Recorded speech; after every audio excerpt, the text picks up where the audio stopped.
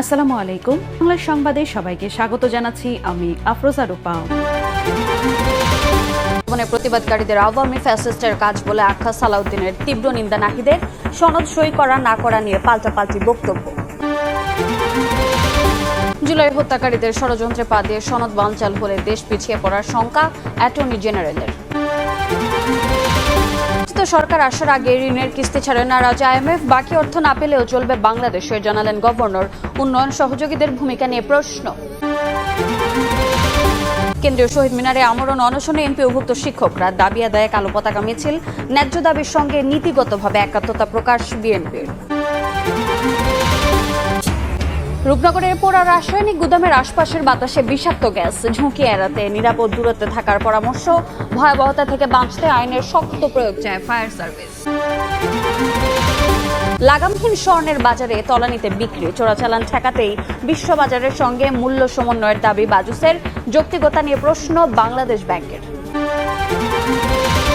সংসদ ভবনে প্রতিবাদকারীদের আওয়ামী ফ্যাসিস্টের কাজ বলে আখ্যা দিয়েছেন বিএনপির স্থায়ী কমিটির সদস্য সালাউদ্দিন আহমদ। এনসিপি সহ কয়েকটি রাজনৈতিক দল জুলাই সনদে স্বাক্ষর না করার প্রভাব আগামী নির্বাচনে পড়বে না। সনদে স্বাক্ষর না করার ব্যাপারটিকে নেতিবাচকভাবে নেওয়ার সুযোগ নেই।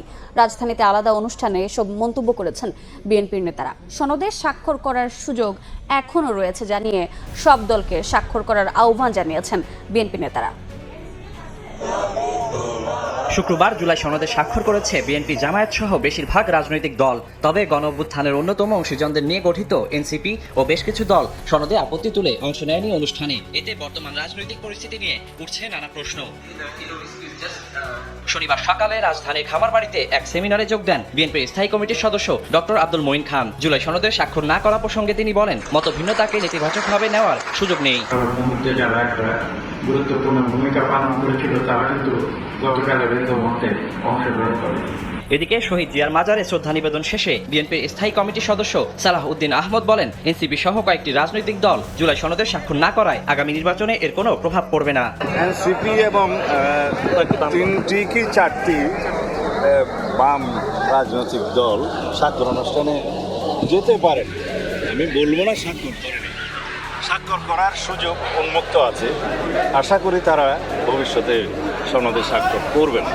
এতে করে আমাদের আগামী নির্বাচনের জন্য এটা বড় কোনো প্রভাব ফেলবে না। রাজধানীর গ্রিন রোডের পানি ভবনে এক সভায় যোগ দিয়ে বিএনপি মহাসচিব মির্জা ফখরুল ইসলাম আলমগীর বলেন, জুলাই সনদ রাষ্ট্র কাঠামো পরিবর্তন এবং রাজনীতিকে আরো স্বচ্ছ করতে কাজ করবে। বেশিরভাগ রাজনৈতিক দল আমরা একটা ঐতিহাসিক জুলাই সনদে স্বাক্ষর করেছি।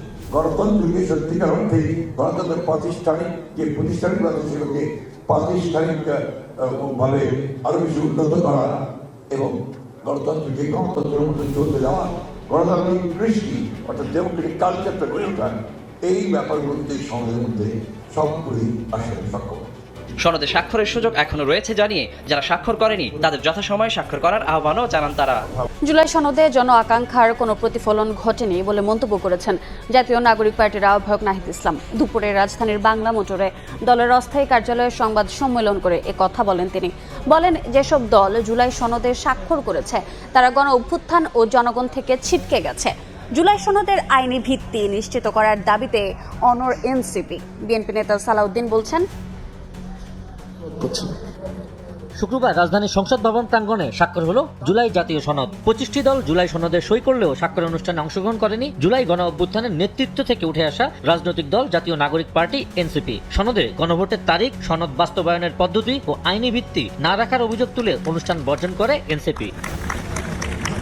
শনিবার সকালে রাজধানীর বাংলা মোটরে কেন্দ্রীয় কার্যালয়ে জরুরি সংবাদ সম্মেলন করে এনসিপি। দলের আহ্বায়ক নাহিদ ইসলাম বলেন, স্বাক্ষর অনুষ্ঠানে জন আকাঙ্ক্ষার প্রতিফলন ঘটেনি। এই সনদে সই জনগণ ও গণ অভ্যুত্থান থেকে ছিটকে গেছে রাজনৈতিক দলগুলো। কড়া সমালোচনা করেন জুলাই যোদ্ধাদের আওয়ামী ফ্যাসিস্ট বলে আখ্যায়িত করারও। জুলাই সনদে স্বাক্ষর কেবলই আনুষ্ঠানিকতা। যারা গতকালকের অনুষ্ঠানে গিয়েছিল, গতকালকে যে প্রক্রিয়ায় স্বাক্ষর নিয়েছে, গণ অভ্যুত্থান থেকে এবং জনগণ থেকে তারা ছিটকে গিয়েছে। জুলাই যোদ্ধা যারা গতকালকে আহত হয়েছে তাদেরকে ফ্যাসিস্ট আওয়ামী লীগের অনুসারী হিসেবে তাদেরকে আখ্যা দিয়েছেন। আমরা তীব্র নিন্দা এবং প্রতিবাদ জানাচ্ছি। বলেন, সাংবিধানিক আদেশ জারির ক্ষমতা রাষ্ট্রপতি থাকলেও তিনি গণ অভ্যুত্থানকে ধারণ করেন না, বৈধতা দিতে পারবেন কেবল প্রধান উপদেষ্টা। জুলাই গণ অভ্যুত্থানের অভিপ্রায় বর্তমান প্রেসিডেন্ট যিনি রয়েছেন তিনি ধারণ করতে পারেন না। তার কাছ থেকে এই আদেশ জারি হলে সেইটি নৈতিকভাবে, রাজনৈতিকভাবে জনগণের কাছে গ্রহণযোগ্য হবে না। জুলাই গণঅভ্যুত্থান এবং সেটা একমাত্র জারি করতে পারবেন সরকার প্রধান হিসেবে ডক্টর মোহাম্মদ ইউনূস। ফলে তার আদেশ জারির মাধ্যমেই এই সনদ একটি আইনি ভিত্তি পাবে, যার উপর দাঁড়িয়ে গণভোট এবং পরবর্তী কার্যক্রমগুলো হওয়া সম্ভব। ইসি যদি শাপলা ছাড়া অন্য কোনো প্রতীক চাপিয়ে দিতে চায়, এনসিপি তা মেনে নেবে না বলেও সাফ জানিয়ে দেন দলটির শীর্ষ এই নেতা।